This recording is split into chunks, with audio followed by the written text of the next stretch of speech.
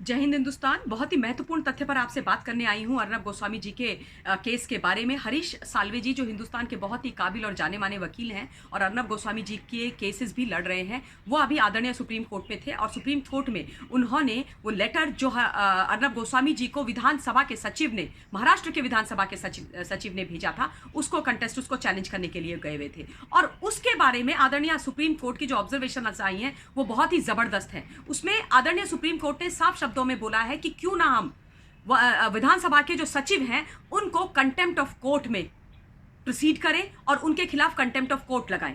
उनको show cause notice भेजा गया और उनको 2 हफ्ते का समय दिया गया है सचिव को विधानसभा के महाराष्ट्र के कि आप कारण बताइए कि आपने ऐसा क्यों किया है। आदरणीय सुप्रीम कोर्ट ने साफ शब्दों में यह बात बोला है कि जिस प्रकार की लैंग्वेज का, जिस प्रकार की शब्दावली का इस्तेमाल इस लेटर के अंदर जो उनको भेजा गया था अर्नब गोस्वामी को वहां के सचिव के द्वारा, वो बहुत ही थ्रेटनिंग है, धमकाने वाली लैंग्वेज है। और उससे जो लेटर का इंटेंशन है वो साफ समझ में आता है और यह दिखाई देता है कि किस प्रकार महाराष्ट्र की सरकार एक चिट्ठी के माध्यम से प्रिविलेज मोशन के नाम पर एक हिंदुस्तान के सिटीजन को इंटिमिडेट करने की कोशिश कर रही है। आप वहां पर सत्ता में इसलिए बैठे हैं कि आप इस प्रकार के प्रिविलेज मोशंस पास करवाएं अपनी विधानसभा के अंदर, जिससे आप किसी हिंदुस्तान के सिटीजन नागरिक का दमन कर सकें और उनको आदरणीय सुप्रीम कोर्ट में या किसी भी कोर्ट में जाने से रोक सकें, क्योंकि आप वहां पर सत्तासीन हो और आपको किसी सच बोलने वाले व्यक्ति से परेशानी है। और उसके बाद आप उस व्यक्ति को खत्म करने के लिए, उसको निपटाने के लिए, उसके कारोबार को खत्म करने के लिए, उसके हौसले पस्त करने के लिए, पूरे विश्व देश के अंदर ये संदेश भेजने के लिए कि हमारे खिलाफ खड़े हो गए तो तुमको हम हर तरीके से, हर सरकारी मशीनरी का गलत इस्तेमाल करके खत्म कर देंगे, बिल्कुल कहीं का नहीं छोड़ेंगे। और ये सारी इंटेंशंस आदरणीय सुप्रीम कोर्ट समझी है। और आदरणीय सुप्रीम कोर्ट में हरीश साल्वे जी ने यह बात बोली है कि जेल में है अर्नब गोस्वामी पिछले 2 दिन से, उनको जेल के अंदर धमकाया जा रहा है, उनको ये धमकी दी जा रही है कि ये दिवाली तुम जेल के अंदर काटोगे। सुप्रीम कोर्ट ने बोला है कि हम ये सब देख करके बहुत चिंतित हैं। सुप्रीम कोर्ट ने यह भी बात बोली है कि आप इस प्रकार से किसी व्यक्ति को धमका नहीं सकते हैं, आप अर्नब गोस्वामी पर गलत आरोप नहीं लगा सकते हैं। सुप्रीम कोर्ट महाराष्ट्र की सरकार से नाराज है। सुप्रीम कोर्ट ने बोला है कि आप कुछ भी इस प्रकार का व्यवहार अर्नब गोस्वामी के साथ नहीं लगा सकते। और मैं साधुवाद, धन्यवाद देना चाहती हूं हिंदुस्तान के आदरणीय सुप्रीम कोर्ट को, क्योंकि जिस तरीके का मंजर वहां पर दिख रहा है आज महाराष्ट्र के अंदर, महाराष्ट्र की सरकार के द्वारा, वो संविधान विरोधी, कानून विरोधी, न्याय विरोधी, लोकतंत्र विरोधी है। और यही बात मैं आप लोगों से हर दिन बोल रही हूं, क्योंकि मुझे साफ होती हुई चीजें नजर आ रही हैं। जब भी मैं बैठ करके न्यूज़ सुनती हूँ, एनालाइज करती हूँ, इस बारे में पढ़ती हूँ, तो मुझे सीरियसली चिंता हो जाती है कि कांग्रेस पार्टी, एनसीबी और शिवसेना वहां पर मिलकर के कर क्या रही है।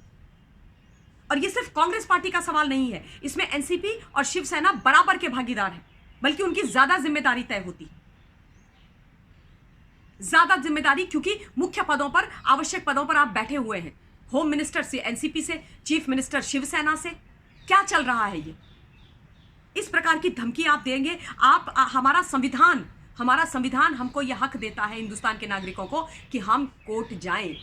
अगर हमारे साथ कोई ज्यादती हो रही है, कुछ गलत हो रहा है, तो हम कोर्ट जाएं। कोर्ट, जो रेपिस्ट होते हैं उनको तक कोर्ट जाने का पूरा चांस मिलता है। और आप अर्नब गोस्वामी, जो व्यक्ति सच के साथ लड़ रहे, एक पत्रकार है हिंदुस्तान के, उनके खिलाफ इस तरीके की हरकत कर रहे हैं। शर्म की बात है, सीरियसली। और ये जो हो रहा है ना आज, ये बहुत ही गलत उदाहरण है हिंदुस्तान के संविधान को और कानून को और यहां के लोकतंत्र को ध्यान में रखते हुए। इस पर अगर अभी अंकुश नहीं लगाया गया, इस प्रकार के राजनीतिक व्यवहार पर और कानूनी व्यवहार पर, तो ये प्रेसिडेंट बन जाएगा इस देश के अंदर। और कोई भी किसी के भी खिलाफ इस तरीके का व्यवहार करेगा, अगर उनको लगता है कि ये व्यक्ति हमारे खिलाफ, हमारे झूठ को उजागर कर रहा है या सच बोलने की हिम्मत कर रहा है। इसलिए आदरणीय सुप्रीम कोर्ट को हस्तक्षेप करना चाहिए, हर एक उस व्यक्ति को हस्तक्षेप करना चाहिए जो ये चाहता है कि हमारे देश के अंदर गलत पावर का इस्तेमाल, गलत राजनीतिक पावर का और सत्ता का इस्तेमाल ना हो। ये बोलना बहुत बहुत ज्यादा जरूरी। ये तमाशा है पूरा, ये पूरे का पूरा तमाशा है। ये दिखाने की कोशिश की जा रही है कि हमारे खिलाफ जाओगे तो एक के बाद एक, एक के बाद एक, एक के बाद एक झूठे आरोप तुम पर लगा दिए जाएंगे। केस के बाद केस, केस के बाद केस। अर्नब गोस्वामी के केस में हम क्या देख रहे हैं?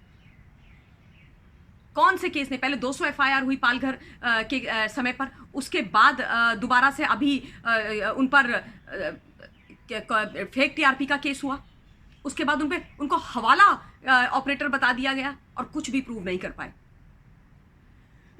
एक भी चीज प्रूव नहीं कर पाए।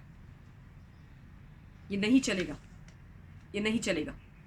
मैं धन्यवाद देना चाहती हूं सुप्रीम कोर्ट का। हिंदुस्तान आपसे ये बोलना चाहती हूं कि अपनी आवाज उठाइए, अभी नहीं तो कभी नहीं।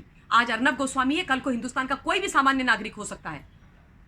ये जो 3 पार्टीज हैं, इनका चरित्र आज हमें देखने को मिल गया है। इनके बारे में मंथन करना भी बहुत ज्यादा जरूरी है। It's not only about Congress party, it is about NCP and Shiv Sena as well, and I am going to say it again and again and again and again, and about those co-ops who are misusing their uniform and their power and the chair.